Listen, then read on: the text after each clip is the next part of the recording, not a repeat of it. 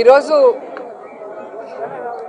ఆంధ్రప్రదేశ్లో ఆడపిల్లలకి రక్షణ గురించి ఆలోచిస్తే చాలా బాధాకరంగా ఉంది.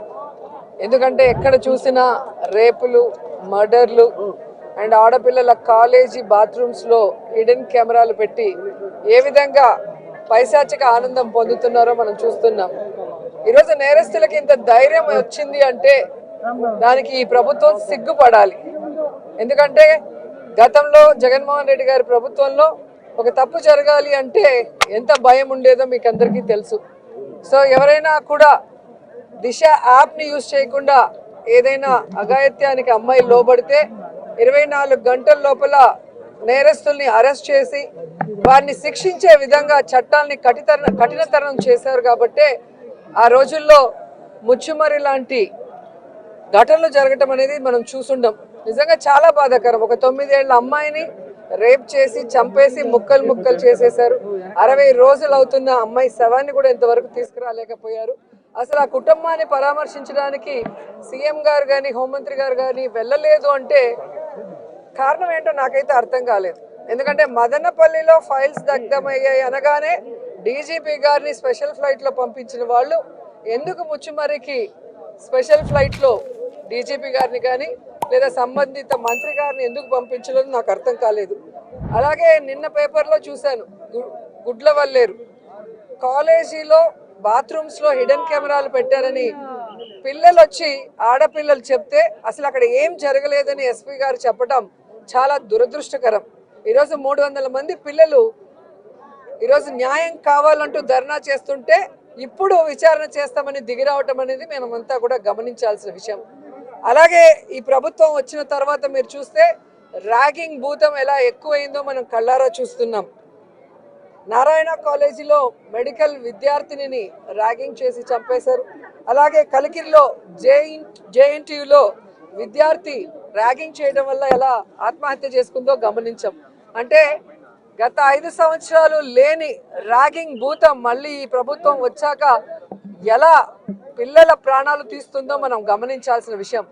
నేను ఈ ప్రభుత్వానికి ఒకటే చెప్పగలను, రెడ్ బుక్ రాజ్యాంగం మీద పెట్టిన దృష్టి ఇంట్రెస్ట్ పక్కన పెట్టి ఆడపిల్లకి రక్షణ కల్పించడంలో, గౌరవాన్ని కల్పించడంలో మీరు ముందుండాలని కూడా వాళ్ళని కోరుకుంటున్నారు. రోజు కాదు, గతంలో కూడా జగన్మోహన్ రెడ్డి గారి ప్రభుత్వం అపోజిషన్ లో ఉన్నప్పుడు 2014 to 19 కూడా ఇలాగ చాలా మంది మారారు.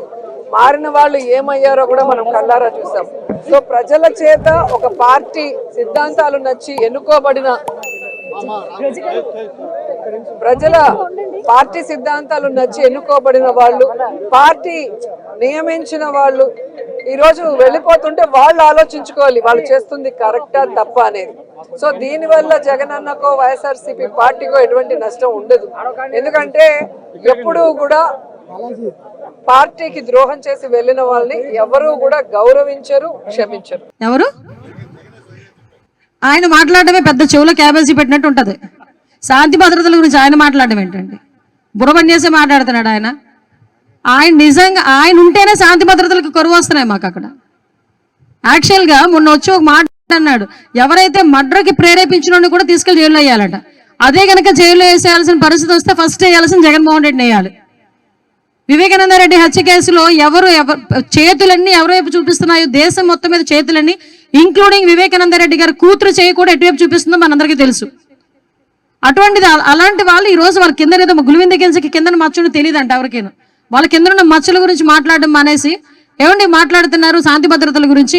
ఇదే రాజమండ్రిలో దిశ పోలీస్ స్టేషన్ ఓపెనింగ్ రోజు ఒక అమ్మాయిని గ్యాంగ్ రేప్ జరిగి అదే రోజు సాయంత్రం తీసుకొచ్చి ఆటోలో వదిలేసి వెళ్ళిపోయిన సంఘటన మీరు ఎవరైనా మర్చిపోయారా? ఇక్కడ ఉన్న రాజమండ్రి ప్రెస్ ఎవరైనా మర్చిపోయారా? ఆ రోజు మీరే కవర్ చేశారు. నాకు ఇన్ఫర్మేషన్ ఇచ్చింది కూడా మీ వాళ్ళే. మళ్ళీ అమ్మాయిని మేము అందరం కూడా చూడటానికి వస్తే ఆ రోజు మమ్మల్ని ఆపడానికి ప్రయత్నం చేశారు. ఈ రోజు మేము ఎక్కడ కూడా ఆపట్లేదే. నంద్యాల వెళ్తానన్నాడు, వెళ్ళాడు. తర్వాత మనం విండుకొండ వెళ్తానన్నారు, వెళ్ళాడు. వాళ్ళ ఎమ్మెల్యే ఈవీఎం బాక్సులు పగలగొట్టిన ఎమ్మెల్యేని చూడటానికి వెళ్తాను అన్నాడు, వెళ్ళాడు. మేము ఎక్కడ కూడా ఫోర్స్ పెట్టట్లేదు, ఎక్కడా కూడా మిమ్మల్ని ఆపే ప్రయత్నం కూడా చేయట్లేదు. ప్రజాస్వామ్యబద్ధంగా మీరు ఎక్కడికైనా వెళ్తానంటే వెళ్ళండి అని చెప్తున్నాం. అక్కడికి వెళ్ళి వాళ్ళు డివేట్ అవుతున్నారు అంతే. మొన్న వెళ్ళాడు అక్కడికి, అక్కడ మన నంద్యాల వెళ్ళారు. నంద్యాల వెళ్ళిన తర్వాత అక్కడ మాట్లాడిన మాటలు కూడా ప్రజలు ఈరోజు గ్రహిస్తున్నారు. వెళ్ళి వాళ్ళ కార్యకర్త ఎవరైతే చనిపోయారని అంటున్నాడో ఆయన పరామర్శించి వాళ్ళ కుటుంబానికి ఏదో ఆర్థిక సాయం చేసి రావాలి బ్యాక్కి. అవేమి జరగవు.